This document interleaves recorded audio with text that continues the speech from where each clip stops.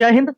कैसे हैं आप सभी? मैं आशा करता हूं कि आप सभी लोग स्वस्थ होंगे और चिंतित तो होना लाजमी है, क्योंकि वह लाखों स्टूडेंट जिन्होंने यह सपना देख रखा था कि मेरे तन पे वर्दी होनी चाहिए और हमारे माँ बाप के आंखों में यह सपना है कि मेरा बेटा वर्दी पहिर कर पुलिस ऑफिसर बन के और हमारे सामने खड़ा होगा। लेकिन उन माँ बाप का सपना टूट चुका है, उन लाखों स्टूडेंट का सपना टूट चुका है जिन्होंने यह सपना संजो रखा था कि हम बिहार पुलिस बनकर अपने बिहार राज्य की सेवा करेंगे।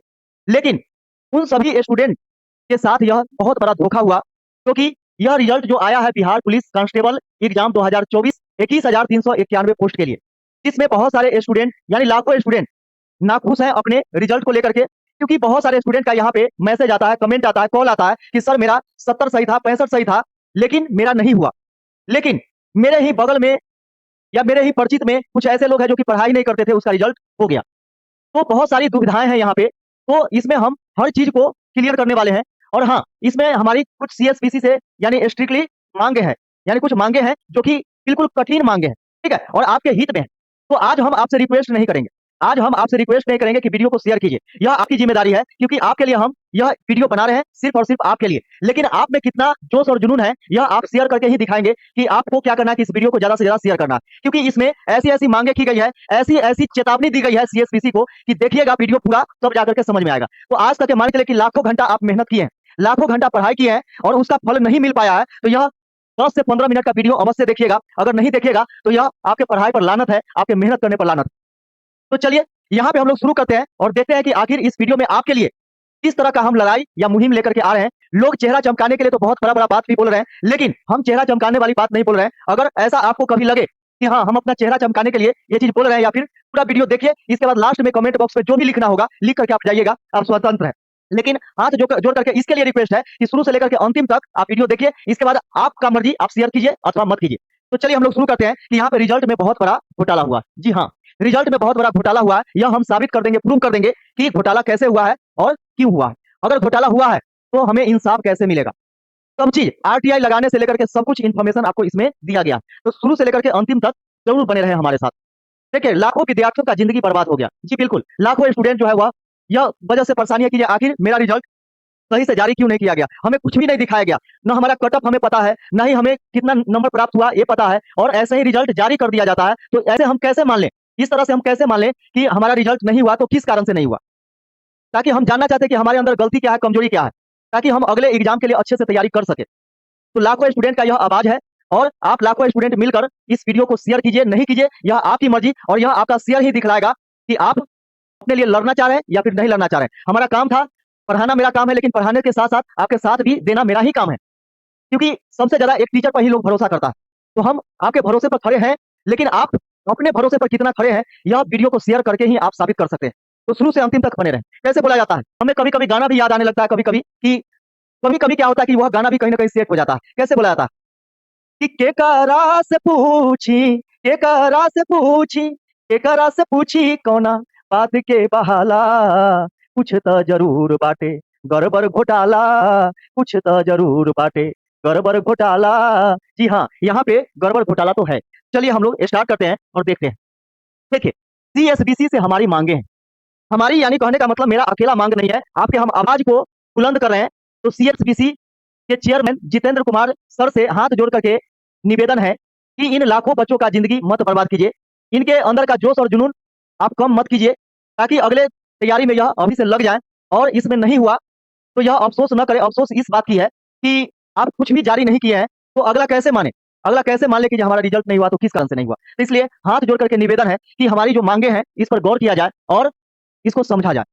एक छोट बेटा भाई जो भी समझिए, आपको कुछ बतलाना चाहता है, कम से कम समझने का प्रयास कीजिए। इन लाखों स्टूडेंट का जिंदगी का सवाल है, उसके हम आवाज बन करके लाखों स्टूडेंट एक एक करके तो आपके पास जाएगा नहीं, तो हम एक वीडियो के माध्यम से आप आपके लिए यानी आपके सामने लाखों स्टूडेंट का आवाज बन करके हम एक बड़ भाई, एक टीचर जो भी स्टूडेंट समझे उसका हम एक आवाज बन करके सामने हम आकर के बोल रहे हैं। और यह हमारी मांगे हैं सभी स्टूडेंट का कि स्कोर कार्ड जारी किया जाए। जी, स्कोर कार्ड जारी किया जाए कि हमारा कितना नंबर आया, ताकि हमें पता चल सके कि आखिर हम जो बनाए थे उसमें हमारा कितना सही हुआ, कितना गलत हुआ। यह स्कोर कार्ड जारी किया जाए, पहला।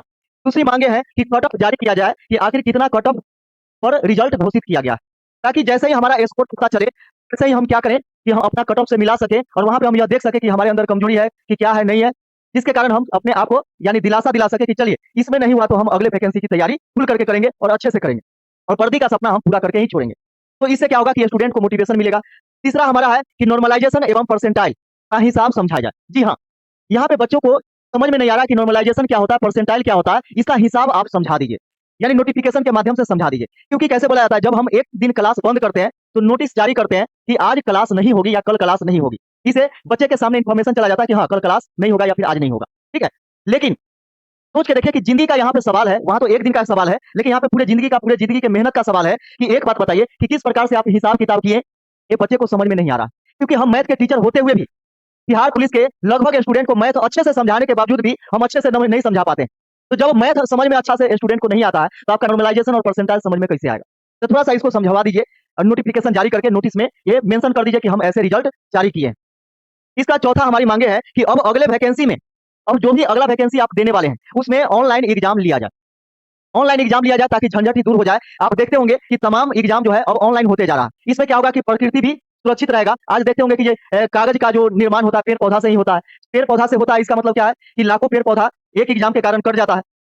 कम से कम प्रकृति भी सुरक्षित रहेगी और एग्जाम यानी स्टूडेंट का जो है वह रिजल्ट भी सुरक्षित रहेगा। जैसे मैं आपको एग्जाम्पल हम दे देते हैं कि एसएससी, रेलवे, बैंक, ये सब जो भी एग्जाम ले, जैसे भी ले, ऑनलाइन जब एग्जाम लेता है तो वहां पे क्या होता है कि स्टूडेंट के सामने जब रिजल्ट आती है तो उसके सामने पूरा समझिए कि ये उसके पास आ जाता है क्वेश्चन कि कौन कितना बनाया, नहीं बनाया, किस कारण से गलती हुआ, कौन सा आंसर सही था, ये सभी कुछ आ जाता है। इसके बाद वह स्टूडेंट क्या करता है कि अपना मिला लेता है कि मेरा कितना सही हुआ, कितना गलत हुआ। इसका कट ऑफ जारी किया जाता है। वह स्टूडेंट देखता है कि अच्छा मेरा इतना नंबर है, 1 नंबर 2 नंबर से नहीं हुआ या फिर मेरा हो गया।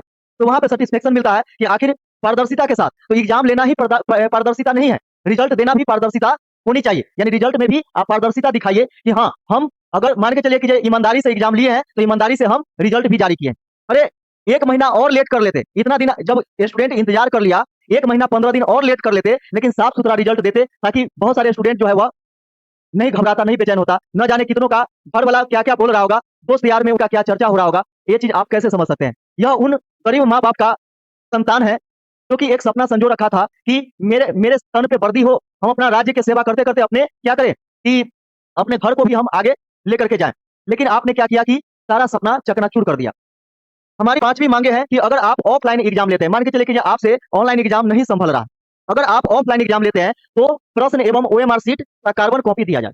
हाँ, प्रश्न दे दिया जाए। आप क्या करते हैं, न प्रश्न देते हैं और न ही ओएमआर सीट का कॉपी देते हैं, कार्बन कॉपी देते हैं, ताकि कल के डेट में स्टूडेंट या फिर जब आप आंसर की जारी करें, पहले एसएससी और बैंक का एग्जाम जब ऑफलाइन होता था तो क्या होता था कि प्रश्न दे दिया जाता था, प्रश्न दे दिया जाता था और इसके बाद ओएमआर सीट का कार्बन कॉपी दे दिया जाता था। स्टूडेंट दोनों लेकर के आ गया, इसके बाद आंसर सीट जारी किया जाता था। जब आंसर सीट जारी किया गया तो यहाँ पे देखिए कि क्वेश्चन भी इसके पास है, ओएमआर सीट जो बनाया था उसका कार्बन कॉपी भी साथ में है और क्या करता था कि आंसर से यह मिला लेता था कि हमारा कितना सही है, नहीं है। ठीक है, तो जो स्टूडेंट नहीं जानते उनके लिए यह एक जानकारी का भी है कि पहले अगर ऑनलाइन एग्जाम नहीं था तो रेलवे, एसएससी, बैंक जो था ऑफलाइन भी एग्जाम लेने के बावजूद भी क्या करता था कि ये सब चीज दे करके ताकि पारदर्शिता के साथ वह बच्चे समझ पाए। लेकिन आप यहाँ पे क्या कर रहे हैं कि पेरा गर्द किए हुए हैं।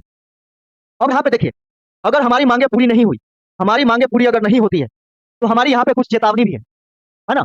यहाँ पे नहीं तो सीएसबीसी से हमारी कुछ चेतावनी है। चेतावनी क्या है कि आरटीआई लगाकर जवाब मांगेंगे। सब चीज का विकल्प होता है, बस जानकारी होनी चाहिए। तो आरटीआई यानी right to information, right to information मतलब होता है सूचना का अधिकार अधिनियम। सूचना का अधिकार अधिनियम 2005 में पारित किया गया था। अब सोच के देखिए कि सूचना के अधिकार अधिनियम के तहत हमें यह अधिकार दिया गया है कि किसी भी प्रकार का गलत चीज हमारे जीवन में परोसा जा रहा है यानी गलत सूचना दिया जा रहा है तो उसमें हम आरटीआई लगा करके उससे हम जवाब मांगे कि आखिर हम जो बोले हैं या जो हम किए हैं वह गलत आप कैसे बोल रहे हैं। तो यह एक विकल्प है, आरटीआई लगा करके जवाब मांगेंगे। आरटीआई कैसे लगाना है, क्या करना नहीं करना, इसके लिए हम एक विशेष वीडियो भी आपको हम प्रोवाइड करेंगे। ठीक है, बेहतरीन तरीके से, और जो भी होगा आपके हित के लिए होगा। शुरू में ही बोले थे कि यह आपके लिए ही वीडियो है, तमाम स्टूडेंट के लिए जिन्होंने अपने रिजल्ट के लिए बेसब्री से इंतजार कर रहा था और रिजल्ट आते ही वह बहुत ज्यादा चिंतित हो गए। तो आप अगर शेयर नहीं करते हैं आज इस वीडियो को तो समझिए कि आपके पढ़ाई मेहनत पर लानत है, क्योंकि आप अपने लिए जब कुछ नहीं कर सकते हैं तो फिर हम लोग आपके लिए क्या कर सकते हैं। तो आपको अपने लिए अगर कुछ करना है तो इस वीडियो को शेयर करना ही पड़ेगा। इसका देखिएगा कि हम सभी अब आंदोलन करेंगे। हाँ बिल्कुल, अगर मान चले आरटीआई का भी जवाब नहीं आता तो सोच के देखिए, सीएसबीसी के चेयरमैन साहब से हम बोलना चाहते हैं कि आप सोच करके देखिए कि आरटीआई, और सोच के देखिए कि प्रत्येक स्टूडेंट के आरटीआई का जवाब आपको देना पड़ेगा। तो सोचिए कि कितना सारा स्टाफ सिर्फ जवाब देने के में लग जाएंगे और सही जवाब देना है आपको। तो सोच के देखिए कि आप कितना परेशानी में जाने वाले हैं, क्योंकि हर स्टूडेंट को, हम एक टीचर होते हुए भी हर स्टूडेंट को फोन पर बात करके हम नहीं समझा सकते, क्या कि उतना मेरे पास समय नहीं है। तो हम ये चीज को समझ सकते हैं कि मान के चले कि अगर पढ़ता है कि स्टूडेंट आरटीआई लगा करके जवाब मांगना शुरू कर दे, तो सोच के देखिए कि आप जितना क्लियर रूप से रिजल्ट जारी करते हो और जितना समय लगता है, उससे कई गुना ज्यादा समय और आप परेशानी में पड़ जाएंगे कि हर आरटीआई का जवाब आप कैसे दे पाएंगे। इसके बाद हम भी अब आंदोलन करेंगे। बिल्कुल, अगर मान के चले कि आप इसका भी जवाब संतोषजनक नहीं देते हैं, तो हम सभी स्टूडेंट और टीचर क्या करेंगे कि आंदोलन करेंगे। क्यों? क्योंकि शिक्षक पर स्टूडेंट बहुत ज्यादा भरोसा करता है, तो हम लोगों से जुड़ता है। और सोचे कि हम एक गार्जियन स्वरूप है, और बच्चे के लिए एक गार्जियन नहीं लड़ेगा तो कौन लड़ेगा। सोचे टीचर टीचर का बात अलग है, लेकिन हम उसका गार्जियन है, तो हमारा हक है कि हम अपने बच्चों के लिए जरूर लड़ेंगे। इसके बाद हम सरकार से फिर लड़कर अपना हक मांगेंगे। जी हाँ, अगर मान के चले आप सरकार के अंडर में हैं और आप नहीं सुन रहे हैं, तो हम सरकार से भी जवाब मांगेंगे और उससे भी लड़ेंगे। बताइए कि आपके संरक्षण में कुछ भर्ती बोर्ड जो चल रहे हैं, वह अपना मनमानी कर रहा है। मनमानी कर रहा है, क्या कीजिए, हमारा जो भविष्य है वह चौपट कर रहा है। अंदर में क्या कर रहा नहीं कर रहा, हमें कुछ जानकारी नहीं मिल रहा। तो वैसे भर्ती बोर्ड को रद्द किया जाए, या तो इसके जगह पे दूसरा भर्ती बोर्ड लाया जाए, और नहीं तो मान के चलिए उसमें का जो भी कर्मचारी सिस्टम है उन सबको बर्खास्त किया जाए, अगर गलत पाया गया तो। और नहीं तो अगले इलेक्शन में दिखाएंगे, बिल्कुल दिखाएंगे अपने गार्जियन, अभिभावक और स्टूडेंट। यहाँ पे स्टूडेंट जो है सब 18 पार ही रहता है, तब तो फॉर्म भरता है। और 18 पार होने के बाद क्या है कि वोट देने का अधिकार है, सरकार चुनने का अधिकार है। अब सोच के देखिए कि जब हम सरकार चुन सकते हैं, तो सरकार को गिरा भी सकते हैं। इतना पावर हम लोग रख करके चलते हैं। इसलिए बोला जाता है कि बंटोगे तो कटोगे, बंटोगे तो कटोगे। इसलिए एकजुट होकर के रहिए आप लोग, और जब तक एकजुट होकर के नहीं रहिएगा, तब तक ये लोग आपको तोड़ तोड़ करके विखंडित कर देगा, और हम लोग अकेले पड़ जाएंगे। तो हम अकेला टीचर क्या करेंगे। तो यहाँ पे आपकी लड़ाई है, हम आपका आवाज बनकर के यहाँ पे खड़े हैं। तो मान के चले मेरी आवाज को दबाया जा सकता है, लेकिन आप लोगों का सपोर्ट रहेगा तो सभी की आवाज को नहीं दबाया जा सकता। तो जब तक कि आप लोग सब मिलकर के साथ नहीं दीजिएगा, मेरा भले ही एक छोटा सा चैनल है, लेकिन दिल बहुत बड़ा, कि आप लोगों के लिए बहुत कुछ करूं। तो इस चैनल को आगे ले जाना आप ही का दायित्व है, क्योंकि जितना ज्यादा आगे बढ़ेगा उतना ही ज्यादा मेरा आवाज बुलंद होगा। और मेरा शुरू से लेकर के अभी तक गलत जहां होता है, मेरा देख लीजिएगा वीडियो में, जहां भी गलत हुआ है वीडियो जरूर हम बनाएं। तो यहाँ पे देखिए, इसके बाद अगर उससे भी नहीं होता है, तो डिजिटली माध्यम से हम क्या करेंगे कि ट्विटर कैंपेन भी करेंगे। ट्विटर कैंपेन के तहत भी हम लोग क्या करेंगे कि ट्रेंडिंग करा करके जवाब मांगेंगे। तो यह सब तरीका है कि हम क्या करेंगे कि ये सभी तरीके से, यानी या तो शांतिपूर्ण और नहीं तो आंदोलन तो तय है। तो हाथ जोड़ करके सभी स्टूडेंट से यह आग्रह है लास्ट में कि इस वीडियो को शेयर करके यह दिखा दीजिए कि क्या इसमें का जो भी मांग है, क्या हम कुछ गलत बोले हैं या फिर नहीं बोले। एक चीज और हम आप सभी से बोलना चाहते हैं, और खास करके चेयरमैन साहब से, कि यह हमें बताइए कि कोई बच्चा जब अपने घर में 500 1000 रुपया लेता है सामान खरीदने के लिए, या फिर उसके अभिभावक द्वारा दिया जाता है, तो उसे हिसाब खोजा जाता है। वह जब बच्चा खरीदारी करके आता है तो उसे हिसाब खोजा जाता है कि यह बताओ कि कहाँ कहाँ खर्च किए, कितना पैसा बचा हुआ। तो सोच के देखिए, वहां पे अपनों पर अपनों का भरोसा नहीं है। तो यहाँ पे अपने जिंदगी का जो मेहनत है, अपने जिंदगी का हिसाब किताब जो है, हम अपने पढ़ाई का हिसाब किताब बिना हिसाब किताब के आप पर कैसे छोड़ दें। हिसाब तो मांगेंगे, आप बुरा मानिए चाहे अच्छा मानिए, आप बुरा मान कहीं करके ही क्या कर लीजिएगा, क्योंकि हिसाब खोजना हमारा अधिकार है, और हम अपना अधिकार को लेकर के रहेंगे, और जब नहीं दीजिएगा तो छीन लेंगे। तो बिल्कुल सभी स्टूडेंट से आग्रह है कि अपने हक के लिए इस वीडियो को ज्यादा से ज्यादा शेयर कीजिए। फिर हम लोग मिलते हैं किसी अन्य वीडियो में, इस वीडियो के रिस्पॉन्स देखने के बाद, नहीं तो हम भी चुप हो जाएंगे। चलिए, जय हिंद।